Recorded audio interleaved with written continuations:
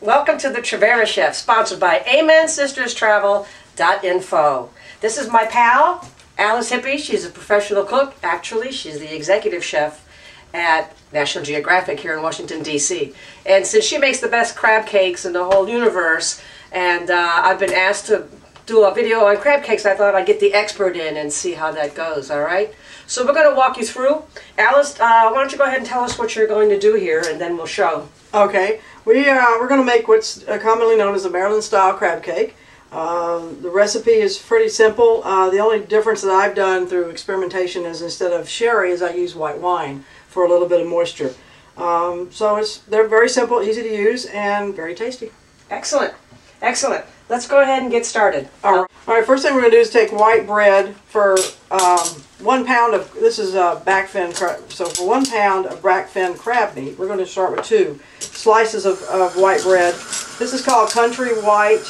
It is more coarser and less gluten than in regular white sandwich bread, which causes to gum up and is really kind of gross. And the bread is only a binder to hold the crab meat and the rest of the ingredients together. So it's not a lot of bread in my crab cake recipes. We're going to make them into little dices, little squares, make them nice and cute. 2 eggs separated. All I need is a yolk to go inside there. Alrighty, will do. Alright. Now, while she's separating the eggs, we're going to look at the crab meat. Seafood is a funny creature. You want to make sure that it's fresh. And the best way to test seafood is using basically your 5 senses. So you want to smell it and make sure it doesn't have an ammonia smell. Look for shells and back fin, but you got to be very gentle when you handle it, because the more you handle crab meat, the more it starts to look like hair. It just breaks down and shreds. So all I'm doing is gently pressing on the crab meat and looking for shells. Oops, there's one. They should come up pretty easy because this has already been cooked, and the shell will turn white if it's in there. So if you can use jumbo lump crab meat. It's a little more expensive, but you won't have the shells. There's a piece of shell right here. But the flavor is the same. Back fin is the next thing to the jumbo lump as far as flavor goes. So, okay. Alright, we've gone through that whole pound. We picked out about, I don't know, nice little handful of shells. It makes it a little more dining pleasurable not to chew on shells. So from here we're going to add some seasoning. My favorite seasoning for this is Old Bay. Has a little bit of everything, including salt, so you want to be careful not to overdo. You can always add salt, but you can't take it out. Maryland style crab cake has mayonnaise in it as a binder. So this is be about 1/4 cup of mayonnaise, and that should do it. What I do is roll it to soften so the juice, and then I squeeze through my hand, hopefully to catch the seeds. Sometimes you're successful. So we're going to do the juice of 1/2 of a lemon.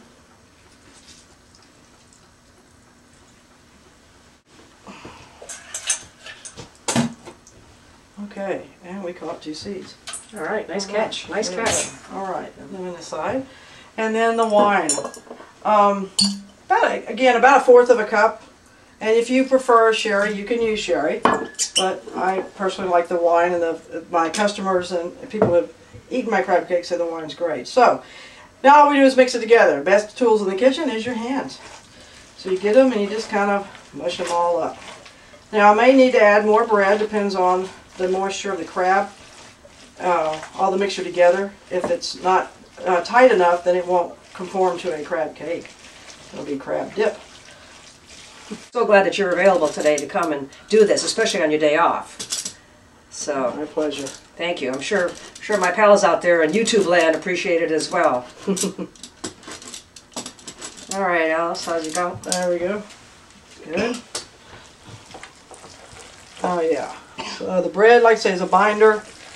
And one of the things restaurants do use, because I've worked in them, is they use more bread than crab meat. So that's why I like a lot of the main ingredient in anything that I cook, so that it has the flavor.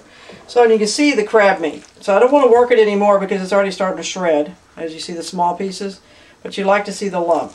So that's pretty much it. Now Alright, so we're heating up the pan and putting a little bit of olive oil in the bottom of the pan. We're going to pan fry these. You can broil them under the broiler, or in the oven. You can bake them, or in some places they actually bread them and deep fry them. My preference is to pan fry. Now we have a hot frying pan here with a little olive oil in it. You can make these any size you want. If this is like an appetizer, you can go smaller. So, or you can make them bigger. So we're just going to lightly pan fry two. You see the nice lumps of crab meat in it. It's moist, so it won't dry out on you as you're cooking it. Now we're not going to serve these with a sauce, but you can add any sauce to this that you'd like. I like a red pepper puree, red pepper coulis, which my pal Jen hates. You can do a lemon dill cream, or you can just do it like we're going to do it today, a la naturel, just maybe a squeeze of fresh lemon juice. Excellent. There we go. Nice golden brown. Okay. Tilt it a little bit, you can see it. That's looking fine. All right. You getting hungry? Very. Good. So now they're done. They've on each side, probably about 3 to 4 minutes on each side. Lovely little crab cakes. All right, and then we'll do. And there you go. All right. Crab cakes. Mmm. Mmm. Cheers. Cheers, my friend. Thanks a lot for joining us today. No problem. And here's a good, happy day for you guys, too. Thanks for joining us, and we'll see you next time on the Traverus Chef. Sponsored, of course, by amensisters.info. And should you have any questions about today's meal or at another event, please email me at askgin, G-I-N, @thetraveruschef.com. Bon appetit.